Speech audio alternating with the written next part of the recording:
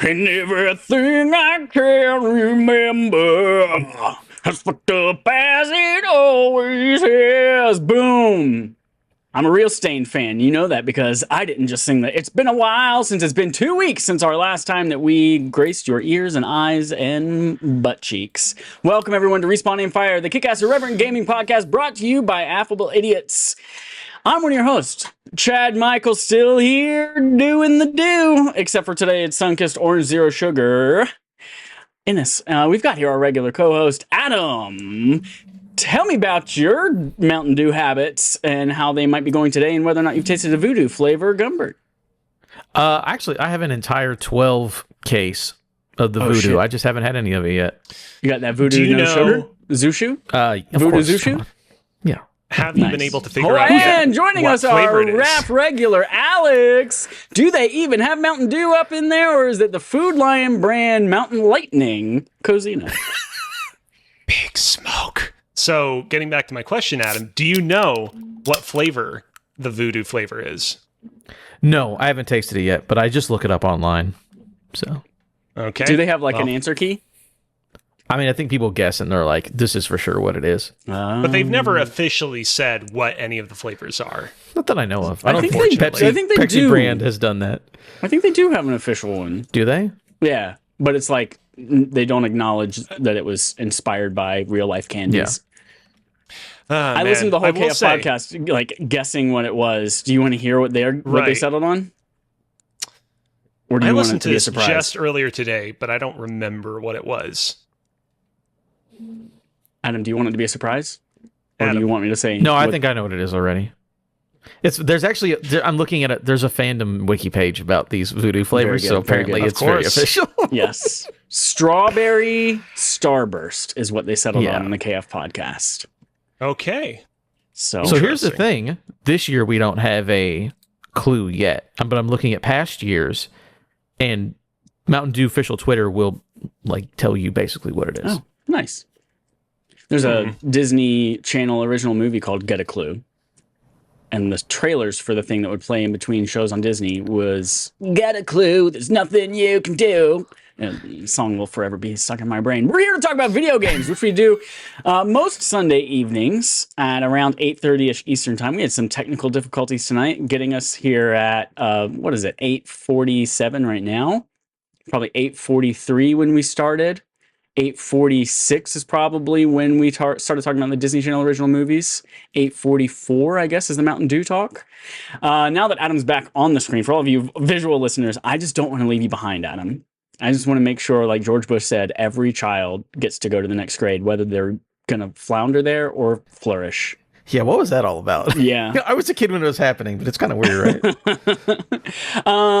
What do we do? It's been so long since I've hosted this show. I said the thing, 8:30ish. Oh, you can listen to us on demand Tuesday mornings, 9 a.m. Eastern time on Twitch, not on Twitch, on fucking podcast services and YouTube. Woo! We got some stuff today. Upcoming. We've got, what does it say? Kozi Bears cooking Season 6. Tell me about Kozi Bears cooking Season 6. Damn, I didn't know anyone could mispronounce it that badly. And for all I know, watching you, Dad. For all I know, given how badly you've butchered this in the past, this isn't even unintentional. I think that I even said the right words in the right order, just pronounce them incorrectly. Kozi Bears Cooking Season 6 debuts on Wednesday, September 25th at 5 p.m. Eastern Standard Time. That's just a few days away from when you're going to be hearing this. Even when it's out on podcast services, still a few days away, although even shorter. You will be able to watch the show live on both twitch.tv/CoziBearLive and youtube.com/@CoziBearLive. Like the prior season, this season will be 6 episodes long, meaning the subsequent 5 episodes will debut on Wednesday, October 2nd, October 9th, October 16th, October 23rd, and October 30th, just in time for Halloween. And also, like last time, if you miss my streams live, you'll be able to watch VODs of my past streams on both channels, as well as 15-minute highlight reels of the best moments of my streams exclusively on YouTube, which I'll usually publish the following Monday. And of course, I also intend to post clips and funny moments from my streams to YouTube Shorts, Instagram Reels, and TikTok on a weekly basis as well. I prepared quite a few cool new things for the season. Changes both large and subtle that you'll be excited to tune in and experience. But of course, the centerpiece, the core of Kozi Cooking has always been the dishes that I create on the show. And I'm excited to announce that on the season's debut episode, so the one that I'm going to be doing this upcoming Wednesday on the 25th, I'm going to be making the ultimate pickle pizza. Longtime watchers of my streams will know that I previously made a pickle pizza many seasons ago. However, literal years have passed since I made that last pickle pizza. And in the intervening years, my pickle making skills and pizza making skills have dramatically improved. And so know that all of that improvement will be on display on this particular stream, in which I'll be making a garlic and dill pickle pizza, the likes of which you have never seen before. And so definitely look forward to that. What date was that one more time?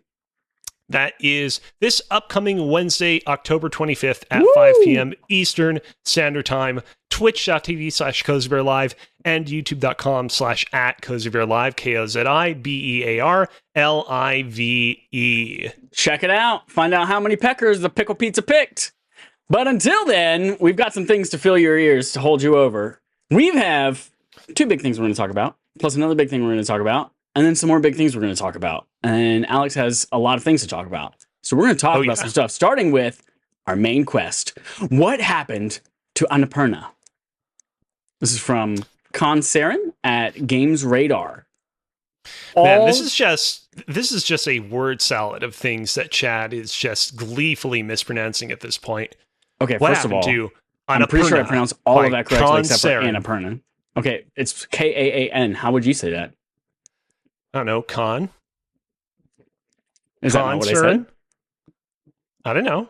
Was it what he said? All 24 employees at beloved boutique publisher Annapurna Interactive collectively resigned earlier this month. But its parent company, Annapurna Pictures, has assured that its Blade Runner game will still go forward. Annapurna Interactive worked with external developers to push out beloved games like Stray, Outer Wilds, and What Remains of Edith Finch, among many more. Details on why the mass resignations happened are still murky, but leadership at Annapurna Interactive reportedly wanted to spin off from its corporate owners and become an independent company, but communications broke down. Annapurna Pictures tells IGN that the gaming division's leadership hadn't responded to legal drafts in months, but other anonymous sources allege that the company's billionaire founder, Megan Ellison, was responsible for stalled negotiations. Woo! Yeah. This is not a story that I've particularly kept up on a whole lot, but this is shocking. And I feel like it's not very often that we get it. As much as we all can imagine the scenario of a group of disgruntled employees banding together and being like, oh man, we really are knee deep in horseshit here. We all gotta leave as one to make a statement. I feel like you don't get these sorts of stories all that often. That's bold, especially in an industry right now where it is very, well, there aren't many jobs. People are kind of losing their jobs all the time. There are thousands and thousands of opportunities people have left or have lost out on. And now it's like all of these people are saying, I'm going to leave my actual job. And sorry, I'm at the same time trying to figure out what Level 1 Gaming is saying in the chat. Are you muted on Twitch, maybe? My audio's not coming up in OBS, even though everything looks like it's fine. But we'll check that out in a second. Anyway, yeah. So just wild stuff. Wild stuff. Adam, what's your thoughts? Yes, you are muted on Twitch, but... Anyways. Oh, yeah, I got you, Chad. No worry. Yeah, it's pretty crazy, especially just because I know, like, that's a company that a lot of people look to as some of their favorite, like, big-time indie games. And yeah, it's... you know, a lot of reports and not a lot of necessarily facts, but Apparently, this is just the people don't like the owner. It's pretty wild if people don't like you so much that your entire team who makes really good things that people like are like, we're out, we're done. But then like the one response in this story is like, we're still going to make the Blade Runner game. It's like, I mean, good for you, I suppose. I don't know. It's kind of like Chad said. It's like it's pretty a volatile industry right now. So you to be this emboldened to be like, we're just going to go, and then because they obviously wanted to do their own theme. From the reports, they want to spin off.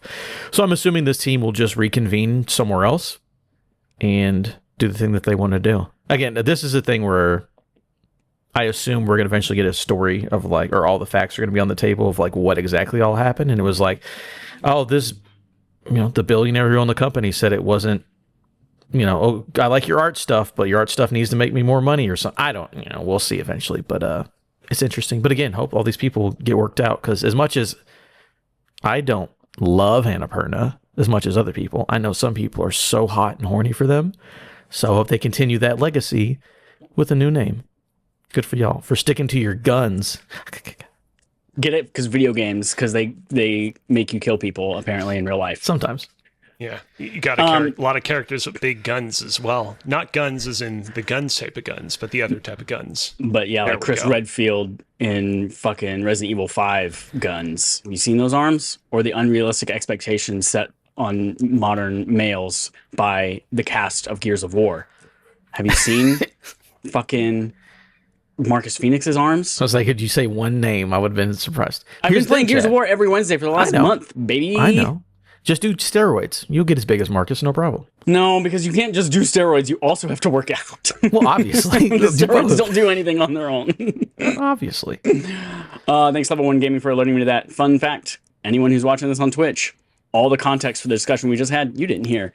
Anyway, Annapurna, it's weird. I had this, when I read this originally a few days ago when it happened, I was just like, immediately thought of that, the saying where, you replace a plank of a ship, and it's still the same ship, but how many planks can you replace before it's no longer the same ship? Like, what happens if the whole ship sinks and then you just launch a new ship with new people, call it Annapurna Interactive? That's not the same ship. You have crossed that threshold where this is no longer the same people and no longer has the same pedigree or trust that we had in the old ship. Yeah. Here's a thought experiment, because I agree with that, Chad. But for how many people like to put importance on like a creator? Well, people be like, well, that game can't be good because Kojima's not making it. And it's like, yes, Kojima's very important, but he's not the only man who made it. Another thing I was thinking of is like how much people like Ragnarok. And like, you guys would have just said Cory Barlog with 2018, because apparently he's the only man who made that video game. Obviously, we know video games are made, but he's the main guy with the name on it. And he had nothing to do with Ragnarok, but that game is still good. So I just think it's an interesting thing where we're like, the people have to be involved with the names I recognize or it can't be good. But then we have plenty of examples where that's not so true. I don't agree with this. I think replacing one person who's the head director and the entire company is a little, those are two different situations, but I just thought it was an interesting thing I thought of the other day. There's something to be said for like a director of a game moving on, but still also being around to consult and maybe give you direction, and a lot of the employees who worked on the original also carrying over to the second one and having some idea of how to do things, versus the entire company leaving. And then people who don't even have that same vision or like make the same decisions or choose what projects to pick and work on or what it means to be Annapurna. No one's there to let them know, hey, this is kind of the credo. This is how we decide what we work on and what to say no to. Like, none of those people are there to explain that anymore. And they just have to guess based on what's left. Or what these new people who, obviously, the original team didn't even like their vision to begin with, which is why they quit. Like, these new people are going to tell them what Annapurna means going forward. Oh, yeah, no, this is a very different situation compared to Cory Barlog not heading up Ragnarok. Yeah. Yes, this is, everybody has gone for a specific reason, and the people who hired are probably going to think the way that the person who hired them wants them to think. Yep. Wild stuff. I hope all those people, very bold move again, I hope all those people find a place to work. If not, of course, find some kind of resolution with Annapurna and come back under different circumstances. All right. We're moving on to playtime. Adam, you don't have anything listed here. Is that accurate? Yes, for a reason. Okay, so yours is coming afterwards during the... No. Oh. I mean, it's blank because I didn't play a game, but it's blank for I also had stuff going on. It's a secret. It's a double secret. Okay.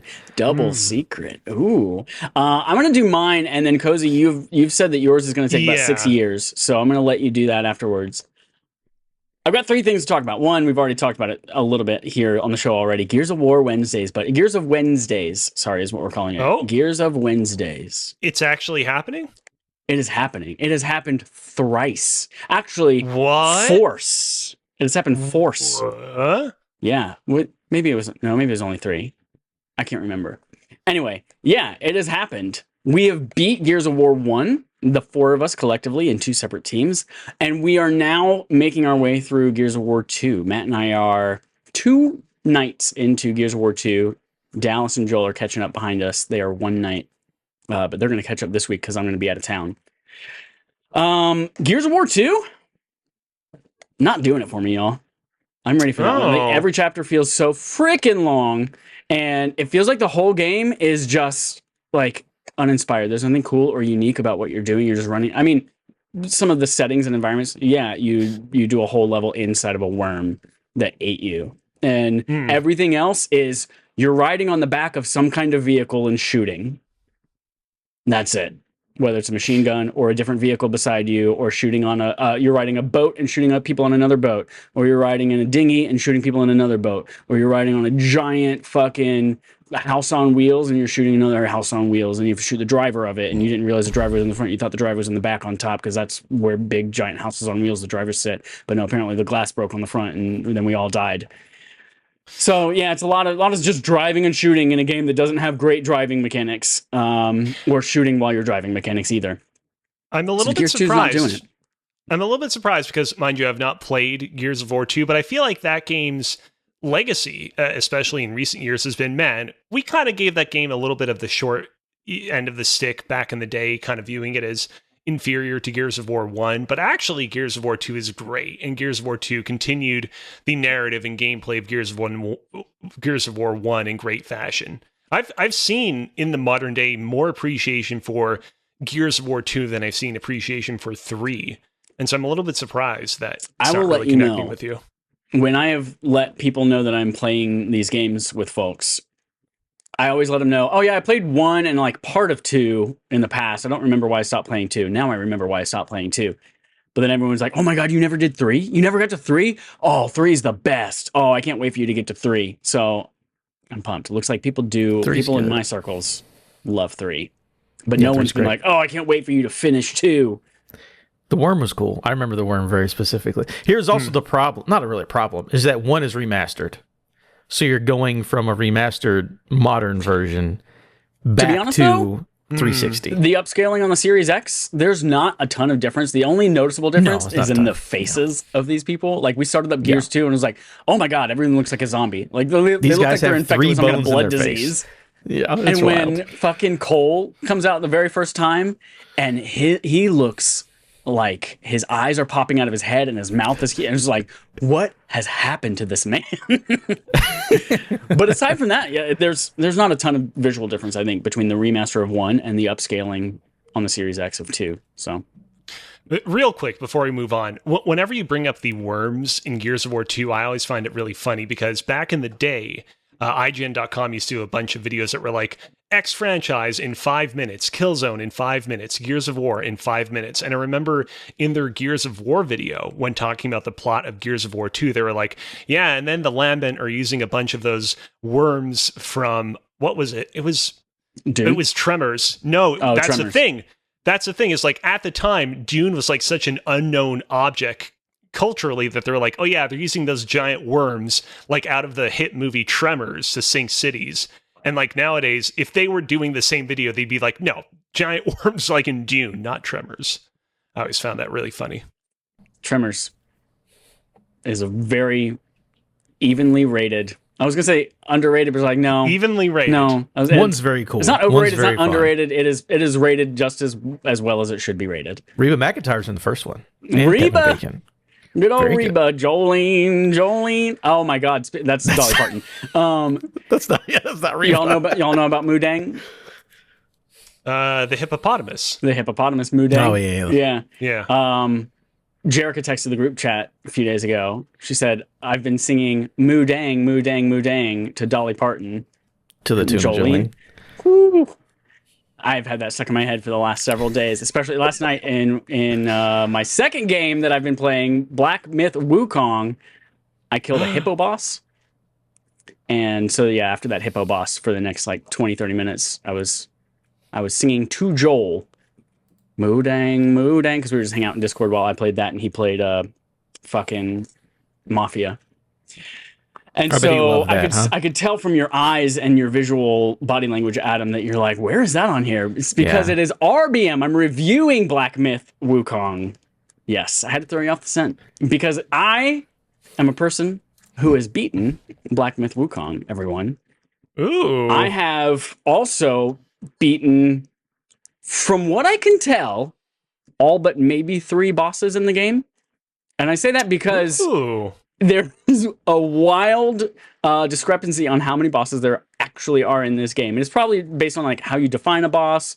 So I've seen some sites that are like, well, these are 3 different phases of the same boss, but they're like technically different boss battles. So they list them differently, but one consolidate. So like, yeah, if you go, I think GameSpot says there's like 82 or something like that. But all the way up to, I think Games Radar says 113. So it's like very hard to figure out how many actual bosses there are in this.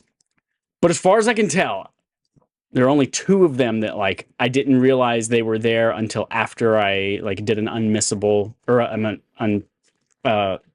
they are missable bosses that I figured out I've missed. And then one of them is like the actual secret, like hardest boss in the game, but only if you do all of the right things all the time. Who I started that battle and then I said, let me go ahead and just beat this game and come back later. But yes, I beat Black Myth Wukong, everyone. And I will be honest with you, I went back and read a lot of reviews and watched a lot of reviews because I can't understand why this game didn't get fucking 9s and 9.5s everywhere. Because I remember when the conversation being when it came out that it was like a 7.5, 8. It was a pretty great game, but like not gonna blow your tits off or anything like that. And I was just like, why are people not? I was going to say, you're turning into a Shroud here. You're like, the Game Awards are going to be rigged if they are not getting this game of the year. I was so confused. But looking back at it, y'all, they only gave out PC game review codes. And everyone's video reviews that I watch IGN, I watch GameSpot, they were all like, and the technical performance, and blah, blah, blah. I was like, of course. Everyone's playing on PCs, and things are broken and janky. They were like, oh, the game crashed several times all over the place. The game, I was falling through the world all the time, and like, but it didn't happen to me, everyone. Played on PS5, started it the day after it came out. I did have one, seems like probably a memory leak, where over the course of 6 to 8 hours of gameplay, things just like started getting noticeably sluggish until finally it did crash. And then when I rebooted it back up, everything was great. But other than that, 55-ish hours in this game, and it is absolutely shortlist for game of the year. Maybe my game of the year so far. Maybe I have to be a little bit more removed because I just beat it like 6 hours ago, so I'm a little high on it right now. But some things that I really fucking love about this game. Brief catch you up overview. It is, I would describe it as a Souls-like world with the same type of environments and bosses and kind of linear, but you can kind of explore a little bit and find secrets and goodies type world, but with a stylish action, almost combat system, almost like a Devil May Cry or like a what's the one with the naked lady with the hair? Bayonetta. So it's kind of like that combat, but so it's not the punishing levels of difficulty most of the time as a Dark Souls game, and it is very more fast-paced and fun and accessible combat, I believe. But here's the thing about this game, specifically the pacing of both the game, what you're doing moment to moment and as you're progressing through the game, but also the pacing of your progression in terms of what you're unlocking and customization and spells and all of that kind of stuff is maybe one of the best progression, the best senses of progression that I've ever felt in a game. And I'll do this, I'll compare it to something that has terrible progression. Game of the Year nominee Zelda Breath of the Wild from several years ago, 2017. I feel like every time that you would venture off course in Zelda Breath of the Wild, you would go and solve some major puzzle that takes you, 1,000 brain hours to solve in the back of your head.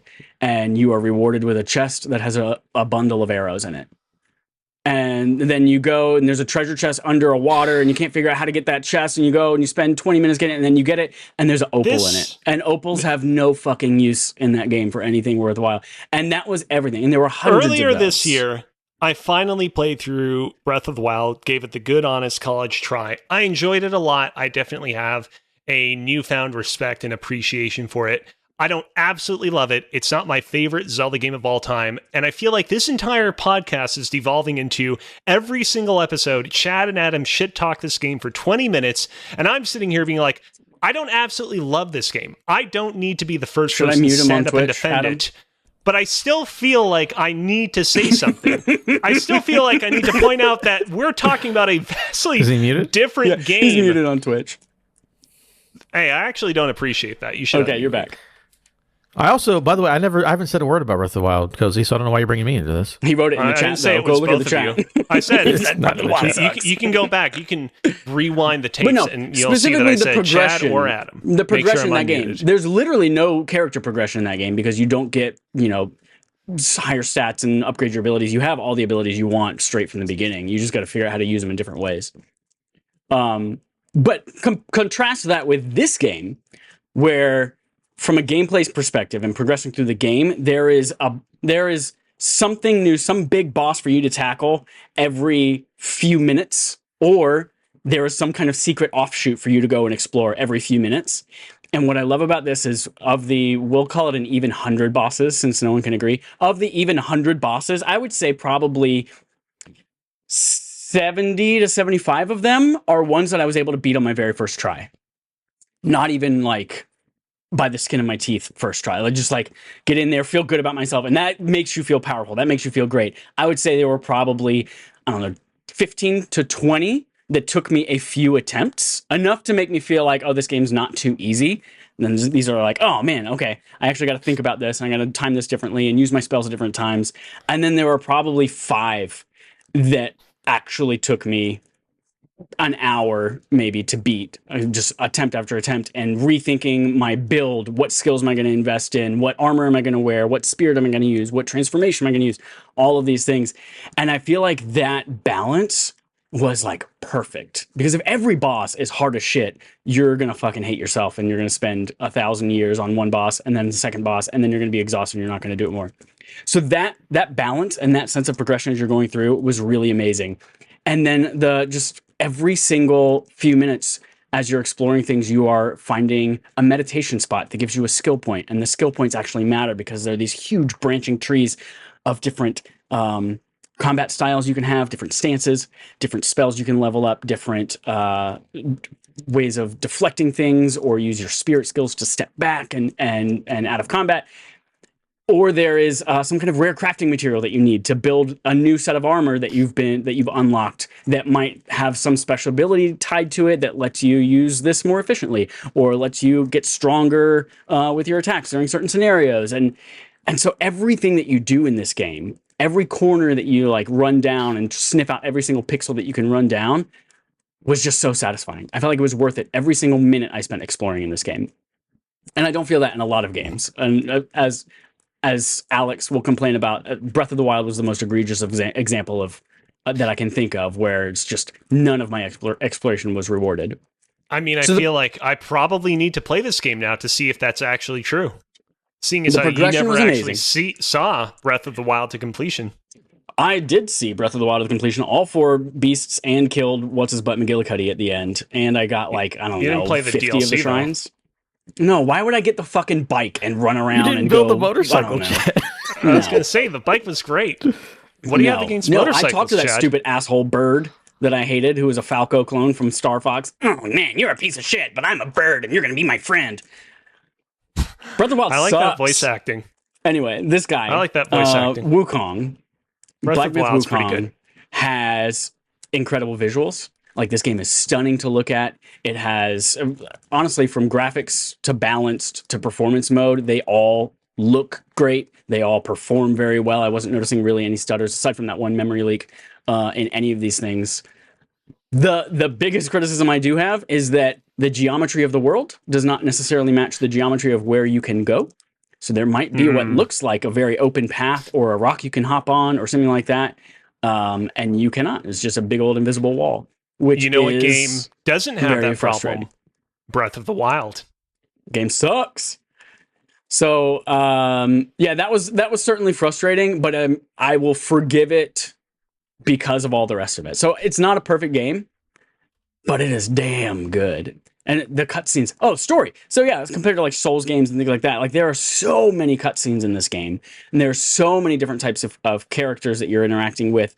And I feel like what's really great the way that they do this is it's set up into 6 different chapters, and each one is kind of focused on a little antagonist per chapter that you're kind of chasing down or trying to get an item from or something like that. And so you get these little hints about this person from all of your interactions on the way, and then you fight the person at the end, you get kind of their side of the story, and then there's some kind of cinematic between chapters. And it's told in a different way. There's one of them is this like really beautiful looking stop motion animation story. One of them is like a music video. It's just a straight up music video of these 2 people and their journey in love and all this kind of stuff. There's an anime for one of them. One of them is, I can't even remember right now off the top of my head, but yeah, fucking excellent storytelling in here. The story itself, I'm not familiar with Journey to the West that it's based off of, this like apparently famous Chinese story that everyone knows in the whole world and has been told 1,000 times that I've never heard of. But it didn't really matter because I was able to follow most of it pretty well. And everyone's an animal. There's a lady with a snake neck who helped me, who like was a widow, and her husband is some big giant demon skeleton rooster that I killed. And I'm a monkey man, and there's a big old tiger man. That's the other thing. The bosses, yes, there are 100 of them, but I don't think any of them felt repetitive. I think all of them were unique with really interesting mechanics. There's one of them where you're trapped in a long, narrow hallway, and at one end of it is just a giant fucking hand on a big snaky spine looking thing. And of course you can't get around it or by it or dodge side to side. You are just stuck in the hallway with this giant thing hanging from the ceiling. And they're just every single boss battle in this thing was some kind of unique, cool, interesting, didn't feel like a palette swap or a color swap or anything like that, which is great. So I'm very high on Black Myth Wukong. I would probably give it like a 19 out of 23. It's not perfect, but 19 out of 23. Yeah, we have not, as a scale. Outlet, we have not decided on an official review scale here. So I just went with what felt good. Out of 19 out of 23, 23 is what I think I would give this one. Very good game, Black Myth Wukong. If you're thinking about it, do it. Do it. I feel like I definitely need to check it out. Much like how I need to check out Okami at some point to see if it's a better or worse game than whatever that Dragon Age game was. I feel like I need to check out Black Myth Wukong and see if it is better or worse. Alex, I really do think, like, when I was playing this a lot, I felt like this is Lies of P in terms of like production quality and like the amount of magical abilities and upgrades and things like that you get more in this than you do Lies of P. But with it was a little bit faster paced than Lies of P and a little bit less difficult. And so I think you might really enjoy this one. I'm joking around, jostling around a lot. I do suspect that if I did play this one, I would probably have a lot of fun with it. I think right now, well, we'll get to it when we get to my segment, but I have a lot on my plate. So we'll see when I get to it. Speaking of, I've got one last thing here real quick just to mention. A is all it says because your boy has 1 month of a Netflix subscription and has started watching Arcane. Oh. I started watching Arcane on Netflix. It's a League of Legends animated show. Jerica posted about it in the chat this weekend. She's like, y'all, everyone has to watch Arcane or else I'm going to kill myself. She didn't say that specifically, but she's just like, you should watch it. It's great. And I was like, I don't know. I'll do it for you. I'll at least watch the first episode. Is there like some like small bit of it on YouTube maybe? Because I was like, animes are not my thing. Something about the 8 frames per second all of the things that make it less expensive to produce, especially 30 years ago when anime was really big over here in the US. Toonami, shout out. But like that kind of all of those money saving things that make it its identity are things that I don't like watching. I don't like looking at. It's gross for my eyes. So I was like, I'll try it. And then I fucking turn it on, and it's not anime. It's fucking full ass, like 60 frames per second, beautiful, lovely, hand painted 3D animation. And I'm like, this is gorgeous. This is absolute, like it is like a sexier looking, more artistic Marvel. What's the Marvel animated show? What If? And it's like, why did no one ever tell me this? I assume maybe because they're like, if only someone had told you Arcane was good. If only someone had told you it's like the best rated video game adaptation of all time. If only people had said that, you would have known. If only people. Maybe I just need more people in my circles that, I don't know. If only Jericho had been talking about it for 3 years, you would have known. If only. I don't know. But the problem is that, as we saw this week, every video game related animated thing on Netflix is an anime. So like fucking, what did we see? Cyberpunk. We saw fucking Castlevania for a couple seasons. Splinter Cell. We saw all of these things. So I just assumed, it's a video game thing on Netflix. Surprised it's an anime. I'll never even look at it. But no, I'm glad I did. And in fact, I watched 5 episodes kind of in the background while I was doing some 3D modeling. And I liked it enough that it's like, let me actually go back and rewatch these first episodes with intent and listen and watch. It's great. Ooh. It's great. I don't think it's going to get me into League of Legends, but I don't think that's the goal necessarily. What if it does? If it does get you into League of Legends? Well, I do have a lot more time on my plate now that I don't have Destiny on my list of games that I've played. I don't know. Now that Black Myth Wukong is done, well, it's not done because I still want to go kill those 3 bosses and maybe do a New Game Plus run. But like, Destiny new season, October 8th, coming to a theater near you. So, Alex, you got a list. Yes. Take me through it.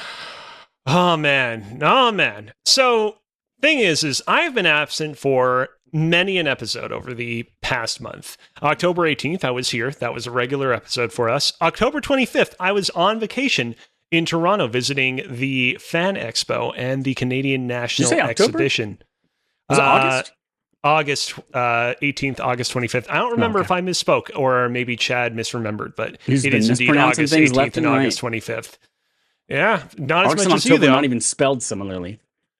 September 1st, RAF was canceled because Adam was at PAX and Chad was MIA, unavailable, up in the sky, up in wherever it is that he was. September 8th, I was back here. We did a regular episode, and we also did our Minish Cat Barf episode. However, because Adam had a ton of impressions that he wanted to share from PAX, including a review of a video game that you should definitely go back and check out if you've not listened to yet. What was that video game, Adam? Sumerian 6. Definitely go back, listen to Adam's thoughts on that game because it made for a really interesting and engaging review. But because he had all that stuff they needed to take care of, it was decided, all right, we can cut down on some of our other segments on this podcast. So I didn't really get much of a chance to talk at all about what I'd been playing. Instead, I talked about my crazy ass bicycle screw incident, which was a whole affair. September 15th, I was cooking up a storm at a dinner party for a bunch of out-of-town guests, and I guess you guys decided not to record a podcast anyways. Yeah, Joel was gone, you were gone. I told Adam, I was like, I just need a weekend, bruh. He was like, do it, bruh. Totally fair. So the point is, while I have popped up here and there to do things with the podcast, it has been literally over a month that I've talked about what I've been playing on this podcast.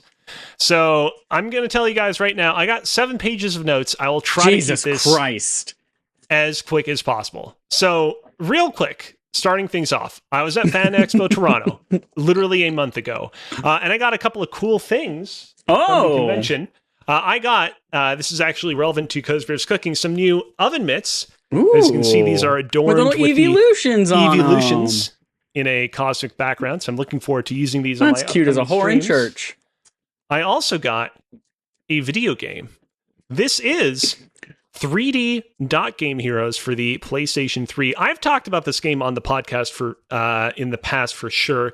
This is a Legend of Zelda style game that released exclusively on the PlayStation 3 back in 2010. It has kind of a voxel like art style to it, although it's not a ripoff of Minecraft because it technically released concurrently to Minecraft coming into its own.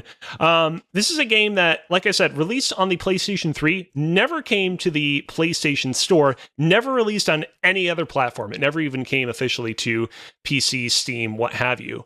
And so this is a game that's a little bit of a hard to find commodity. I've seen it at other conventions in the past for like at least 100 Canadian dollars, usually more. But at Fan Expo, is it good or just rare? It is a good game. It is a well-rated game that is also rare. And it is also, I mean, like for me personally, as somebody who likes the Legend of Zelda games, not just Breath of the Wild, but also the more mainline Legend of Zelda games. I mean, it's hugely appealing to me because it's not very often that you get a Zelda game on a non-Nintendo console. I mean, especially back then. Nowadays, you have like a lot of clones that pop up on 3D Heroes, Xbox consoles. PlayStation 3 Metacritic 77, generally favorable. Which I think is fair. It's not like an amazing, immaculate, super highly rated of all time kind of game, but it is, by all accounts, like a solid Zelda like on a non-Nintendo console. Anyways, game was $70. I was like, you know what? That is like actually quite a bit less than if I was going out to buy a brand new game here in the province of Quebec in Canada. So you know what? I'll scoop it up for $70. I have confirmed that it does work, so I'm not due for some sort of crazy surprise later on. However, I do want to put it on the shelf for the time being because I want to focus on The Legend of Zelda Echoes of Wisdom as my next mainline Zelda game, which is coming up in just a few days. It's definitely just a few days, something to be excited for. I mean, it's coming out by the end of this week, right? Is it? Very soon. I guess you're right. It's almost the end of fucking September. I'm basically dead. I'm a 34-year-old dead man. I'm so old. Damn. And so, yeah, that was Fan Expo Toronto. Of course, there's a bunch of other little things I got up to there. Yes. That is wild that game is that expensive. I remember working at GameStop and us having 100 copies of it, and you would give you 10 cents in trade-in credit because nobody wanted to buy it. That's wild. Wow. That's crazy. Wow. But again, that was also when it was out. So that's because GameStop's over there playing the long game, conning people. They're like, they're driving the market price down so that they knew in 20 years they could sell them for 70 Canadian dollars at Fan Expo in Toronto. So concurrently to that, I've been playing a lot of games. I mean, it's been quite a few weeks now, but I finally did beat Prince of Persia: The Lost Crown. I feel kind of conflicted about this game. I thought that its opening hours were very effective at introducing me to its combat mechanics and a very large cast of characters, did a great job of getting me hyped for the adventure to come. And then I felt like there was a distinctive turning point after a consequential boss that, for people that have played the game, may or may not have ended with your character getting cast down into a certain abyssal area. Where after that turning point, it felt like the game's ongoing story was a lot more muted, and a lot of characters I'd even been charmed by in the game's opening were just a lot more absent from the narrative. And it's this weird thing where it's like, you know, obviously it's impossible not to compare a game like this to the Metroid series, for example. And the Metroid games, you know, tend to keep things simple in terms of story. If you were to ask me which you prefer, the story of this game or the story of a Metroid game, it'd be like, well, ultimately, I have to give the nod to The Lost Crown over a Metroid game. But the Lost Crown story was still disappointing in that I feel like it promised a much grander adventure than kind of what I got from that perspective. On the flip side, and I really do want to say, like, the game's combat and traversal mechanics are top notch. There are some truly fantastic levels, some fantastic environments in this game. I know I'm going into spoilery territory, but the Raging Sea area of the game where you're traversing through basically a naval battle that it was frozen in time, incredible. Like, such a magical and cool area. Overall, I'm still very, very happy that I played The Lost Crown, but I'm walking away from it just, I think, a little bit more disappointed than I expected to be, especially given how strong the opening hours were of it. But overall, still happy I played it. Did you play the DLC that came out this week or not? I have not yet played the DLC. I've been busy with other things. I will see if I can make time for it, but that is paid, right? That's not included with the game. Know. I think it might be paid, but I mean, that won't necessarily stop me from playing it if people really like it. I do want to just briefly touch base. You might remember that I had been previously playing a Pokemon game called Pokemon Mystery Dungeon, Red Rescue Team. This is the kind of roguelike Pokemon game where you're going in these dungeons. This is a game that I had a lot of issues with, but still persevered through and saw to the end. And ultimately kind of came around to being like, yeah, as much as I have issues with this game, it's still a fun time. And then from there, I decided, you know what? I might as well see through as much of its post-game content as I can. It was a game that I brought with me on my trip to Toronto.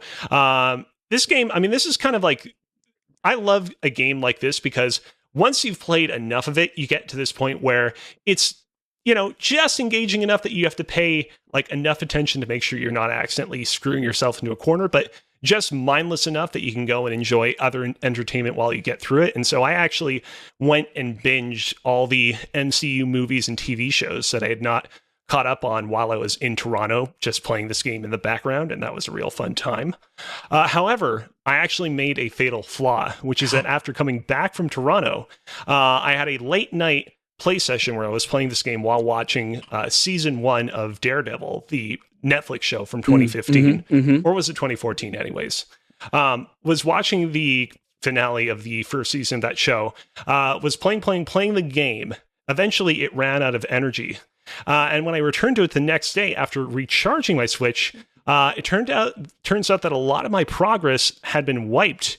And I looked into it. And so the way is, basically the idea is, when you save your games on the Nintendo Switch Online, you have one of two options. You can either save to a save state, or you can save within the game how you would normally save within it. And then the Nintendo Switch Online emulator saves that data when it's closed. What I was not aware of is that in order for the online emulator to save your progress, you have to properly close the emulator. If you lose power on the Nintendo Switch while it's in the middle of the game, any progress you made in the game last since will default to whatever the prior save was when it saved properly. And so it was a little heartbreaking, but also I was not really at that point planning on playing much more of the game beyond that point, because I basically completed most of the main like post-game areas of consequence. I just beaten Mewtwo, for example, which is like a very like final, like he's hidden in like a very challenging post-game dungeon that you only really get to after you've completed most of the rest of the game's post-game content. I also wasn't going to recruit most of the other Pokemon in the game, so I was reaching a natural ending point in the game anyways, and it was just a real rough way for the Band-Aid to be ripped just like off. me with Deathloop, baby. Yeah, pretty much. Before you move on, I want to acknowledge Polar This Knights is our commercial in the chat. break. Yeah. Our commercial break in the middle of me Speaking of talking. commercial break, I thought this was literally Polar Knights. Welcome, first time chat I see here in Twitch chat. I thought you were just a bot coming in to say, "Hey, check out this barber cream or whatever I use. I love it, and it's the best." But that's not actually what you said. As a barber, I love this. It is the perfect evolution of beard growth, best cam setup ever. Yeah, we are like 3 Pokemon right now, where I'm like the little Squirtle, and Alex is the Wartortle of beard, and Adam is the Blastoise of beards. That's great. I mean, It's great. I like that comparison, but also it's a little bit weird because it's going in reverse order. Like it should be that, Chad, you're on the leftmost It's only side. reverse I'm order in the if middle. you're in a Western speaking, like Western language country. If you're speaking Arabic or Read manga Hebrew backwards, what I heard. or Mandarin Chinese, everything goes right to left, baby. It's kind of like how you have some Pokemon like Snivy, the snake Pokemon, that starts out with legs, and then as it evolves into stronger and stronger forms, it loses access to its legs and arms. Like there must be some Pokemon out there that starts with a really big beard, and then its beard gradually grows smaller over time. There are definitely people who kind of resemble that, where like they start born with all of their limbs and head, and then before they die, sometimes the thing that causes their death is that some of those limbs go missing. And so, due to war, a fight with a spouse, a horrible machine accident at work. And that's it for the they commercial break. Fell off of the curb, and their left Jumping leg did a off of pirouette and hit a motorcycle. My time with Whatever it Pokemon was. Mystery Dungeon Red Rescue Team. I've also been playing a little bit of a little game called Pokemon Recharge Yellow. For those of you who are listening along who are like, what is this game again? Did Kozi previously play this game? This is the remake, the fan-made remake of Pokemon Yellow in the kind of Fire Red and Leaf Green engine from Jaizu, who's a modder I've talked about in the past.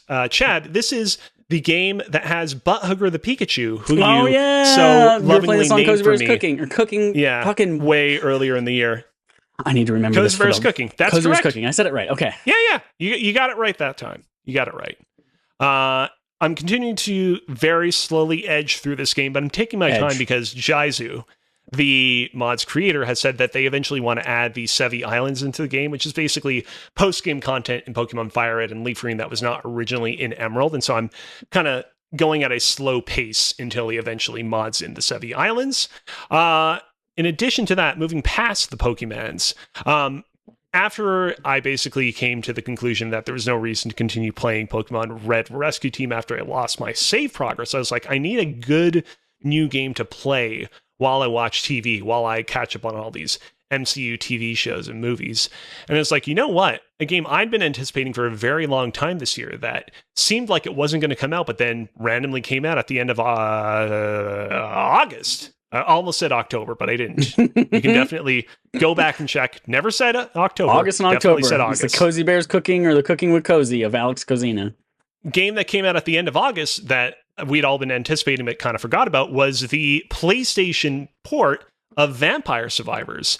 And so I actually went and got, unfortunately, I didn't prepare it on my desk for this particular segment, but I got one of those like phone holders that you connect to your PlayStation 5 controller and then like hold your phone in. And I was like, this is going to be great. I'm going to remote play to the PlayStation app on my iPhone and then connect my PlayStation 5 controller to that. And I'll be able to play Vampire Survivors from my bedroom couch while I watch Daredevil season 2 or whatever. Ended up not really working out. The way that like that's the like controller and iPhone thing is weighted, it just doesn't really work. If you're going to do a remote play thing like that and you want to play with a controller, you really need something like a backbone, for example, if you want it to feel right. Or spoilers for the upcoming 30th anniversary edition of PlayStation Portal. Ooh, Get one of those, lay on your couch. We'll definitely get to that in just a bit. So ended up not going with that. But I still have been playing Vampire Survivors on my own time, not as something that I tend to pair with TV shows, but just by itself while I listen to podcasts or what have you. Let me tell you, this game is still as great as it was when I played it last year. And what's the Platinum Trophy like? Okay, so I was just about to get to this, Chad. Oh, would you believe tell me it faster if I told you that this game has a whopping total of 221 trophies? Thanks, I hate it. I hate it. Yeah. That's too many. For those of you who are wondering, okay, does that mean you have to get all 220 trophies to get the platinum? There are only 40 trophies that are part of the trophy list that eventually gets you the platinum. Then there are 140 additional trophies that are tied to free DLC that came to the game over the months following its initial release that basically you have access to immediately because it's just free DLC that's automatically included in the package. And then you have another 40 that are associated with a couple of the game's paid DLC packs, which amounts to like another 40 trophies. So even if you don't get the DLC packs, which again are fairly inexpensive, the game gives you 181 trophies. And of course, that's not counting if you play the other version of the game, because of course, this is one of those games that gives you the PlayStation 5 and PlayStation 4 version of the same game when you purchase it. So I have a lot of trophies in my near future. Let me tell you about that. Nice. We are almost at the end of the document. I'll speed round through the final two games. I played and beat and platinumed Astrobot. And honestly, I don't really have a whole lot to say about this game beyond what's already been said. It's a really magical, well-designed platformer that I had a lot of fun with, and I found its difficulty to be just right. I was actually kind of relieved that it was not as challenging as I think I saw some people online making it out to be. I saw a lot of people being like, oh man, some of those final challenge levels really kicked my ass, and certainly they were not easy. But I didn't spend as much time with them as I thought I was going to, which I appreciated. I thought it was a great decision to have each of its sort of chapters, each of its galaxies be end capped by the levels in which you play as the VIP Astrobots, which I'm gonna try to keep spoilers relatively light here. I will say, like, if the future of Astrobot is leaning more into these VIP roleplay scenarios, I think that's a great direction for Astrobot to go in. I do hope that they can invest even more, though, in making some of these VIP scenarios feel even more authentic to the kind of characters that Astrobot is role-playing as, though, because, like, on one hand, you have levels like the God of War level, which, by the way, that's not that big of a spoiler because it was in a lot of the preview press cycles for this game, where that level, I thought that level felt pretty authentic to the modern God of War games. But then you have, spoilers for Astrobot, an Uncharted level, which is a well-designed level. It was a good level, but playing through it, I'm like, music. With great music, but playing through it, I'm like, the only thing they really did to make this feel Uncharted-like was give Astrobot a gun. And it's like, to me, the Uncharted experience is so much more than just the third-person shooting, which I would say is actually one of the weaker aspects of those games. And so I would have liked a take on Astrobot that, like, fully kind of like immersed me in what it means to be Uncharted, gave him full proper climbing mechanics and things of that nature. But I feel like there's certainly a lot of room in the future, many more iterations of Astrobot to really improve upon that. I overall was really satisfied with this game, and I hope that, we have a lot more story DLC coming our way beyond the time trial stuff, which they've already talked about. And finally, last but not least, after platinuming Astrobot, I had a few days left until returning to Respawning Fire, and so I decided, you know what? Might as well check out another critically acclaimed game that I've been meaning to check out for a hot second, which is Thank Goodness You're Here. This game basically involves you, a tiny yellow man, literally yellow colored, going to a small town in the English countryside called, I believe it's Barnsworth. It's got to be Barnsworth. It's something like that. Anyways, very familiar to you, of course, as someone who is already under the control of the King of England as well, right? So, like, you were right at home in this game. The English Empire, it's so incredibly vast. It's, incredibly difficult for me sometimes to remember the names of all the towns and hamlets and cities that are under His Majesty, the King of England. This game, just a really simple but really fun comedy game. It's the closest I've felt in a game to playing something akin to South Park: The Stick of Truth since that game released a decade ago. And honestly, playing through this game, I'm like, man, I'm kind of surprised we don't get more games like this, because this is great. And even though a lot of the specifically British humor went over my head, because the British Empire is so vast, and you can live on one end of the empire and just not understand the humor of the people who are living on the other end of the empire, I still found this game to be immensely funny. I felt so much of its humor still managed to land. And I love there's a great kind of reoccurring joke in this game of just how small your protagonist is, and there's some really funny scenarios in which your protagonist just keeps getting smaller and smaller, and as small as the game needs him to be. Will say this, playing through this game for the first time, I was a little flummoxed by how often the game has you... Flummoxed. Look at that SAT word. Yeah, and I actually wrote that down in my note because I was like, I really feel proud about this one. I don't want to forget this one.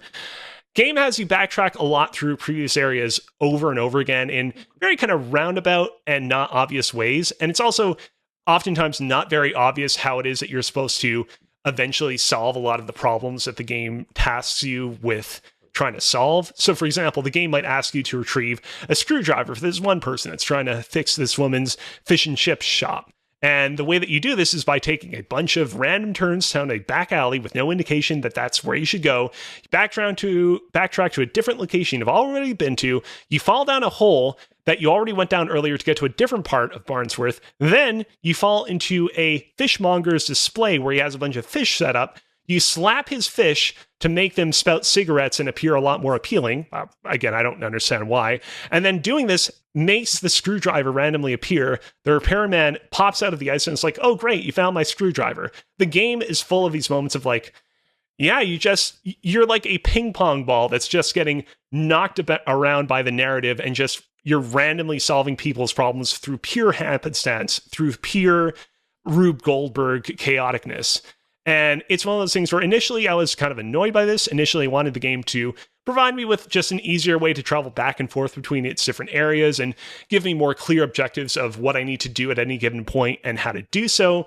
But after beating the game and then playing through most of it a second time to get the rest of its trophies and platinum it, I kind of came to the realization that that's kind of the whole point. The grand joke of the game is that you're not this character who's like really sort of strongly in control of the world around you. You're this, again, ping pong ball that's just getting bounced here, there, and everywhere and having a weird, wild, absurdist time. And so I would say that if you're somebody who's interested in checking this game out, definitely give it a shot. Just understand that it is not a straightforward guided experience where every action you do is being done with complete intentionality and knowledge of what the outcome of said action will be and what you're trying to do. It's a game where you kind of just got to go with the flow. If you see a hole in the ground, you got to jump in that hole in the ground and trust that eventually it will get you to where it is that the game wants to get you to. And that's what I've been playing. Woo! What a whirlwind. So many things. I loved too that you were like, you spent so long on like the games that came out 45 years ago. And then you're like, let me blow through as quickly as possible Astrobot and thank goodness you're here, the 2 games that came out in the last 6 weeks. That brings us to our quest log where we have one story. Oh, what? What's up? You forget this? What did I forget? Chad, what did you forget? Oh, sorry, I forgot there's an empty space what you're going to talk. You just said it was on purpose or intentional and that you didn't play anything. It's a secret. That's fine. Oh, you didn't tell me it was a secret. I literally said it's a secret or something like that. Secret. Anyways, not a huge deal. I haven't been playing. I've been playing the same things, but I've started TikTok and Twitch streaming. Oh, that's right. That's what I'm going to be playing. That's right. That's what I'm doing. Yeah. So you just want to look me Marvel up. Snap, baby. Yeah, I played a stream of Marvel Snap, making some TikTok stuff out of that. But yeah, if you just want to follow me, yeah, go ahead. Here's a great incentive for you to follow Adam and watch him on one of his Twitch streams. That like Marvel Snap PAX East code that you could like sell on eBay for like $100. It's sitting in our Respawning Fire Gmail account because I don't play Marvel Snap. Give it away on a stream. Oh, that might be a good idea. Because I actually did sell my one that I got from PAX West on eBay and got $50 for it. So I might just do that though. But yeah, no, I just started deciding to Twitch stream and then I'll break up stuff, put on TikTok. So just Adam Gumby on Twitch, on TikTok and all that. But I'm gonna start playing 1000X Resist, which is a game that people like a lot. It's highly rated from this year. But I was like, it's not a game I would normally play, but I was like, you know what? If I do it on a stream, maybe it'll be more fun and interesting. So I just decided to start streaming. So yeah, TikTok, Twitch, YouTube, just everything. Adam Gumby. I'm doing stuff there. So go check it out. I'll try not to permanently remember it as Gumby with Adam. And I'll try to remember it as Adam Gumby. Yeah, Adam Gumby. Just like my Twitter, like everything else. But yeah, that's it. Dope. That's it? Yep. Okay, cool. All right, Questlog, does it come in gray? Says Chris Scullion at VGC. And we got some B-roll here that we got pulled up. Sony has announced a 30th anniversary collection of consoles, including a gray PS5 digital and PS5 Pro. The 30th anniversary PS5 will include a console colored like the original PlayStation, along with a matching DualSense, a console cover for the disc drive, which is sold separately, a vertical stand, a poster with one of 30 possible designs, an original PlayStation-style cable connector housing, 4 PlayStation shapes, cable ties, and a sticker and a paper clip. Which is like, Chad, however the paperclip got in here. Am I muted again? No. Twitch? No. Oh, fuck a butt. Let me put this in the thing. All the podcast people have no problem with this at all. You talk about your reactions to all this, man. y'all. Oh yeah, Kozi. So you're gonna drop 9,000 Canadian dollars to get one of these, right? No, it's okay. So here's the thing. We have a spoiler cast coming up very soon. We're not going to announce a date here, but we have a spoiler cast coming up at some point in the near future for Final Fantasy VII Rebirth. And we all saw that Mark Cerny presentation where he talked about the many advancements and improvements that the PlayStation 5 Pro will bring to us. And we're all like, most of those improvements don't look so great, don't look so dramatic. But Final Fantasy VII Rebirth is like the one game where everyone's like, yeah, the Pro does actually make a difference. And I am planning on playing more of Rebirth. Have you seen the Digital Foundry the comparison video? I saw clips of it, yes. Oh, man. It is enough that I am like, all right, I'm saving my hard mode, like Platinum Trophy playthrough for PS5 Pro specifically because it looks so good. I don't... I'll think about it, but I'm not running out to get it immediately. I can't. I just can't. Love it. It looks... I'll be the first to say, good. It looks good. I'm surprisingly, as much as I love PlayStation first party games as like they're my jam, my first PlayStation was a PlayStation 3. And so I don't have the same like nostalgia that a lot of people have for this. So I see it and I'm like, oh yeah, that looks good. But also I like all my white game consoles and stuff like that. So there are only going to be 12,300 of these things worldwide. Yeah, let me finish the rest of these now that everyone on Twitch can hear me. Sony says each 30th anniversary PS5 Pro will have a number on it, and the console will be limited to 12,300 units globally. The 30th anniversary DualSense controller and DualSense Edge controller will also be available separately, as will a 30th anniversary version of the PlayStation Portal and PS1 style controller handles. Yeah, it looks good, but yeah, I don't have that same nostalgia. But Joel said, hey, you can get the 30th anniversary PS5 Pro and then just put the regular ass white plates on it. I was like, oh yeah, I guess I could. Then I have a little piece of history that everyone would hate me for having and not appreciating, and then also just have the white that I need to match everything else in my entertainment center. I mean, yeah, you can do that, I guess. I am going to try to order one. They come out September 26th is the pre-order date. They're going to be the PS5 Pro and the DualSense Edge are only going to be on PS Direct. So you have to buy that directly from PlayStation. Everything else is available through third-party retailers as well, starting October 10th. But you can pre-order everything through PlayStation Direct on September 26th. So I'm definitely going to get both controllers, a DualSense Edge, because I only play with Edge, and then a regular one for my display case of controllers back behind me. Was this one? That's that one. But I think I'm gonna try for the PlayStation 5 Pro bundle. But other than that, I think that's where I'm capped out. Any of y'all excited about this? I mean, I'm excited. I'm excited that you're excited for it, Chad. I think I can say here pretty definitively that I probably will not be getting a PlayStation 5 Pro, not unless I win the lottery within the next few months. So I will live vicariously through your hard playthrough of Rebirth on that console. Yeah. Ooh. Adam, any of this do anything for you? No, I think it's fun for the people who want it. The scarcity will be interesting and see how that drives scalpers and the like. But it's still a cool thing. I like people who celebrate their anniversaries for anything. Yeah, because sometimes companies forget, or they're like, "Hey, this is an anniversary. We don't have anything for you, but we know it happened." So I would rather them do something, even if it's nothing I'm going to buy, just to celebrate. There's nothing wrong with that. The Twitter account Obsolete Sony tweeted a breakdown of, I think it was a PS4 anniversary edition, the 20th anniversary PS4, and they were like, it was also 12,300 units, and there were something like 4,000 for Japan, 4,000 for the US, and 4,000 for Europe. And then they broke it down even further than that. So yeah, it's going to be super limited for those people who want to try and get it. And then even more limited based on where you are. It's going to be fucking impossible. Not looking forward to it. Have fun, Jerica. Have fun finding that one. Yeah. All right, so that's it for our quest log, which then brings us to our there's so much music in Wukong. I'll try to just imagine this is coming from the throat of a person without a head, and you can just see their throat coming out of their neck, and they're playing some kind of Chinese stringed instrument. Mm-hmm. Segment from Adam. Segment from Adam. There you go. Very cool. Thank you, Chad. Yeah. You check on Kozi's Echo if he still has one.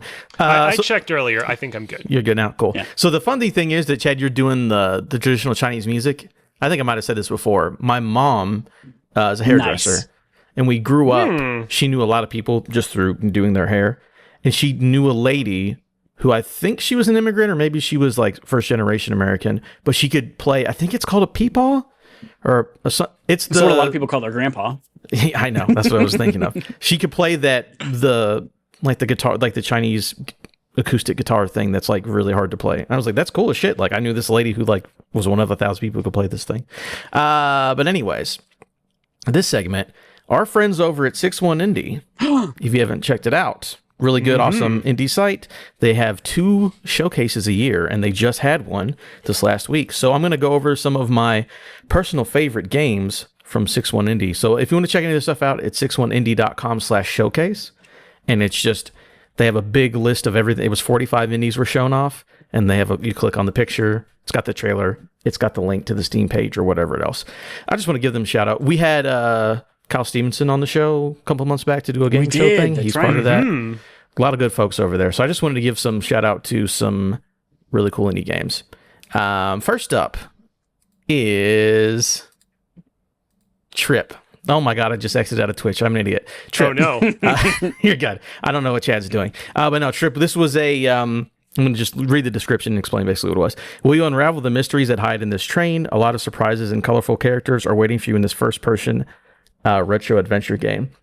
And the trailer's really cool and interesting. It's like a PS1 aesthetic, and you're like walking through a train, but then like some real trippy balls stuff starts happening where it's like, oh, like the train is like in another dimension and we're doing stuff. I'm like, I don't know what's going on, but you leaving me intrigued. So that one really caught my eye just based on the trailer. Yeah, we're watching the trailer right now for those on YouTube and Twitch, and it gets real crazy real fast. So Trip, thought looked really cool. Next up on the list, All Systems Dance.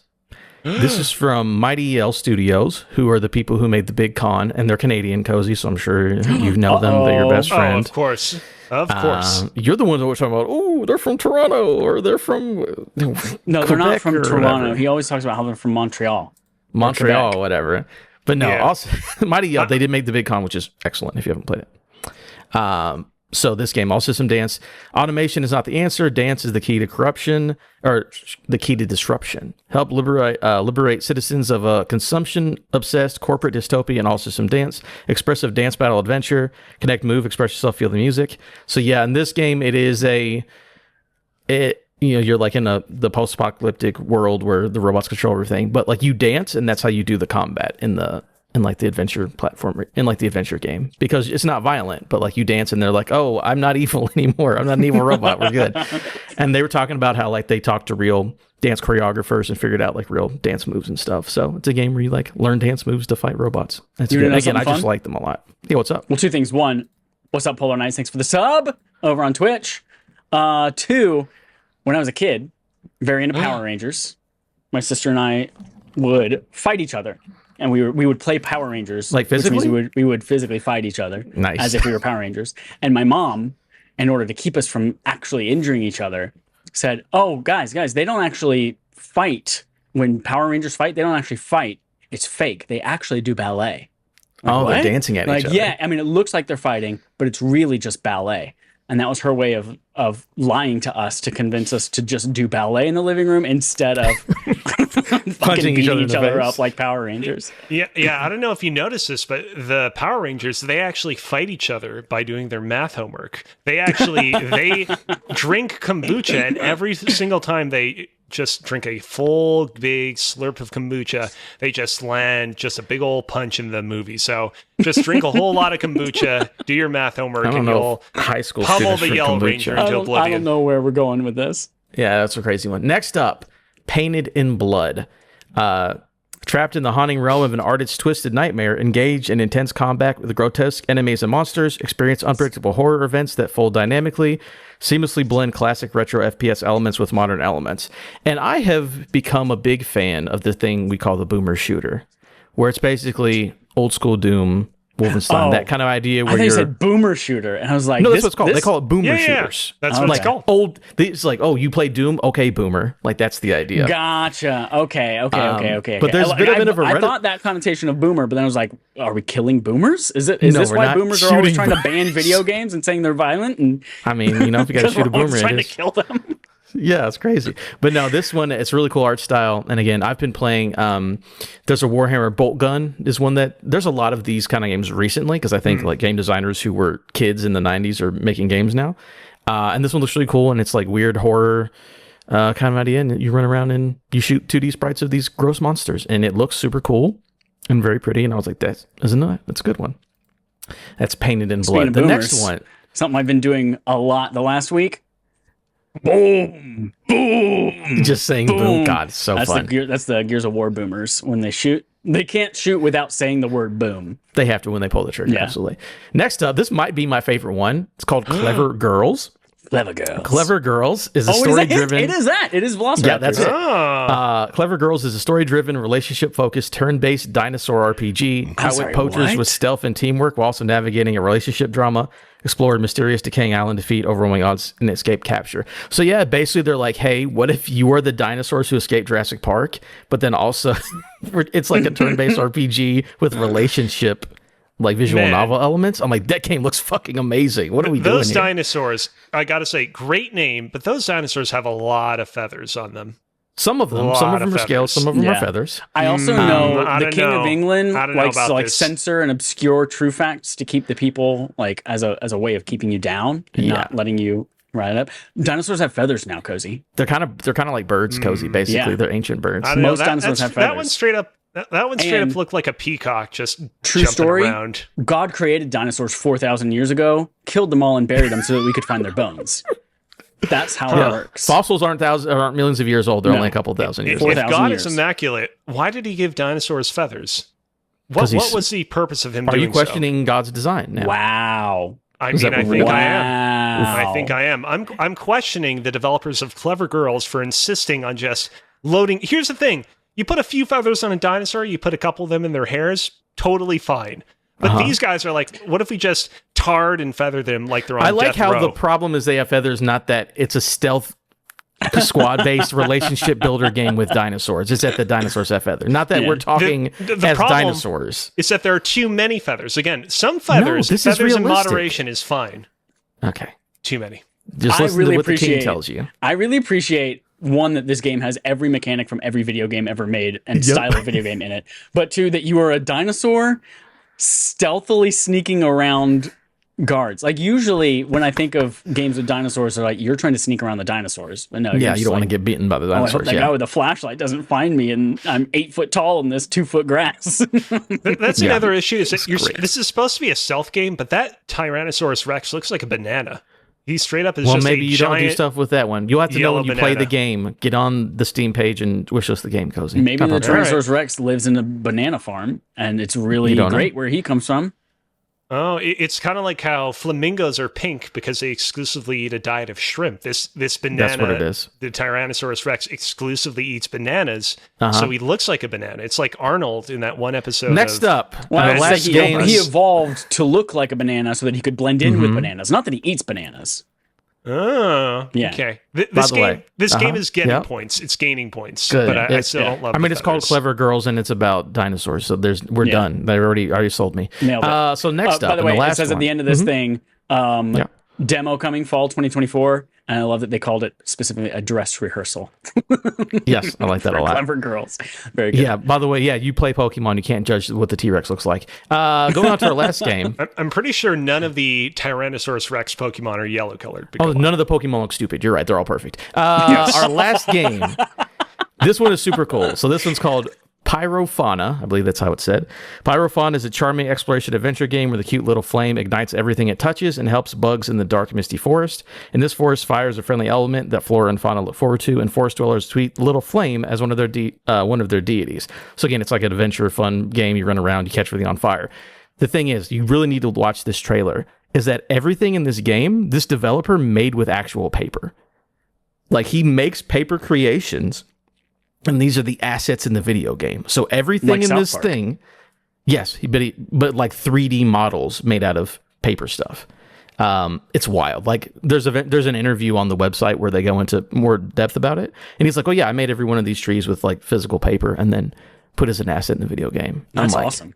That's dope as shit. So those are just some highlights. Again, you can go 61indie.com/showcase and watch the whole thing. But I just thought As I would someone talk who about lives in some things I saw. California, this is traumatic. Like, this is. But he's a nice triggering. flame.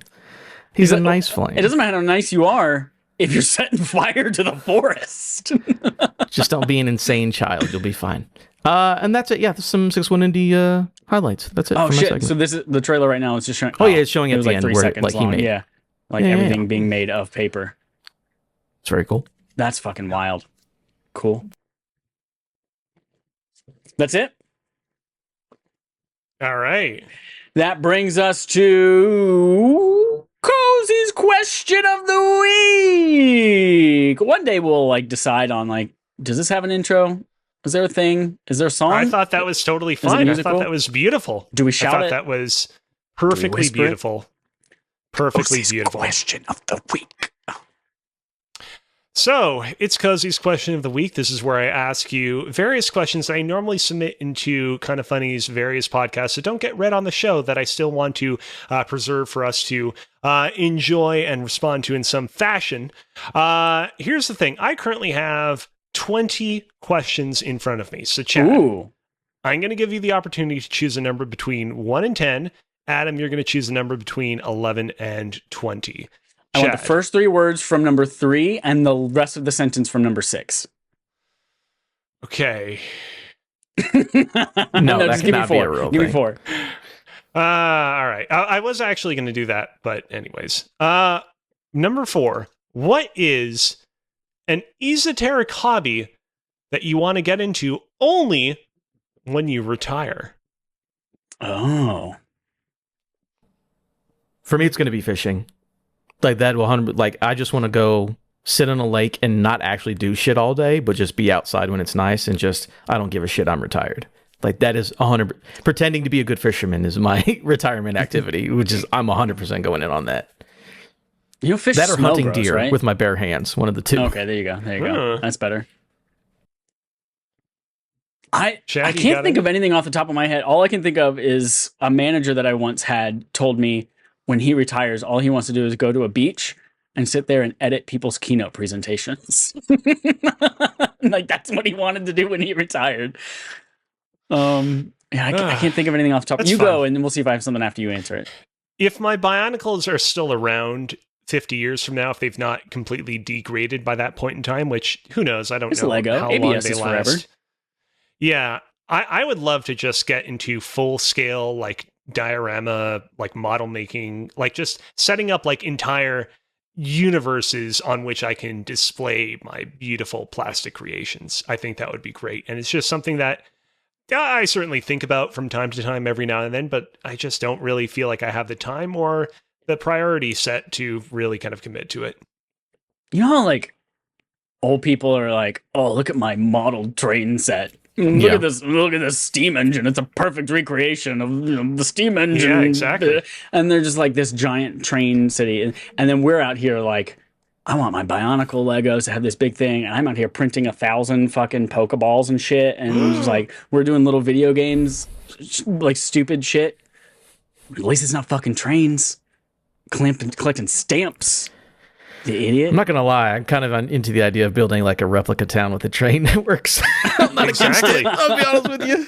In the Bionicle universe, they actually use I forgot what go. they're called, but hold on. It's Talk like about their the swamps version. in Bionicle again. No, we're not going to talk about the swamps. They have like a chute system, like these like tubes that they like people pneumatic fly tubes through like at at like the bank super where you high get a sucker. speed. Yeah, exactly. That's actually a good point. That's actually a good point of comparison. I would definitely figure out a way. I would figure out a way to build some sort of like replica version of that in place of the trains. I can imagine little Kozi sitting in the back seat of his mom's Subaru Outback. Yes, we didn't have that until 2008. I don't know how old you are. Were you a kid in 2008? No, I was definitely kind of old. You were in school. Point. Well, I can imagine little Kozi going through in the Subaru Outback prequel, going Probably through the bank line. Probably a Toyota. Mom goes and like takes the pneumatic tube out, puts the cash in or the check in or whatever people did with paper money. I don't know. I wasn't old enough to really care about paper money. And like Kozi fucking from the back seat rolls down the window and chucks a Bionicle into it as it goes up. And Mom is like, done. Lady on the other side gets a Lego figure. What is this, a sign? Is this a symbol? Quits her job, fucking moves to America. She said, I'm tired of living in a place where people think they have the freedom to send me Bionicles in the bank thing. What's the next question, Adam? What number are we doing between 10 and 20? It is Number 11 and 16. 20. 16. And I just want to say real quick, I'm pretty certain that the car we had before the Subaru was a Ford Taurus. We actually had, Taurus, no joke, three different Ford Tauruses, one green, one maroon, and a more recent maroon model. 16, Adam? Yeah. All right, here we go. This is somehow even more silly than the last one. You have a new superpower being able to turn one of your limbs into a single kitchen appliance of your choosing. Ooh. What limb has this ability, and what kitchen appliance can it turn into? Kitchen appliance specifically, huh? Is there Yes. no size limit? It can just be any appliance that happens to be in the kitchen? Or traditionally would be in the kitchen? Yeah. Obviously, you can't turn your limb into like a gigantic size blender. It has to be the size of a normal blender or whatever model of blender you're going with. Yeah. Okay. Does it have the same weight? If I turn my leg into a refrigerator, That's what I was thinking am I about. just Bring a basically refrigerator anchored in with spot you. for the rest of my life? Because that thing's too heavy to drag around? I mean, yes. Okay. We have to have some realism in this hypothetical scenario. Realism. Okay. What's useful is the question.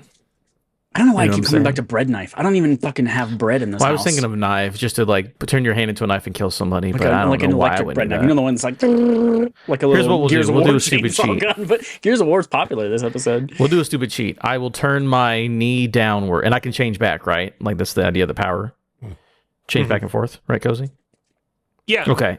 My knee down is going to be a portable or a small, like a small college size fridge, so I Okay. can always have a cold beer on me.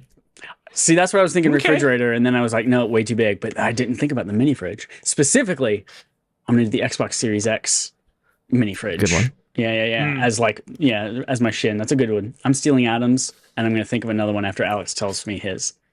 The only thing about that scenario is I feel like you would need someone else to help you get stuff out of the fridge, because if you don't have someone else, you kind of have to lean down awkwardly to like pull something out of it. Like it feels like that would be a little. Well, I mean, it's going to be awkward no matter what. because we you're know transforming Alex one of your clearly limbs didn't play into a Power fridge. Rangers a lot when he was a kid, because if you were dancing a lot as a child, you'd definitely be able to do a Batma and kick your leg high enough to grab a beer without having to bend down.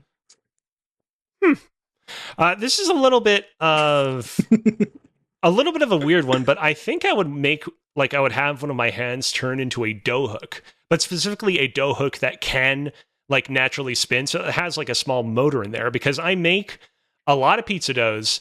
And the thing with pizza dough is you can knead it by hand, or you can put it in one of those like bowls that like automatically kneads it for you with a dough hook. And the thing is our household currently does not have one of those appliances ourselves, but we do have a lot of bowls hanging around. So I would just turn my hand into a dough hook and knead the dough in one of the bowls that we already have. I want to Save turn ourselves a lot of money. I want to turn my dick into a fondant roller so I can roll fondant anytime I need to.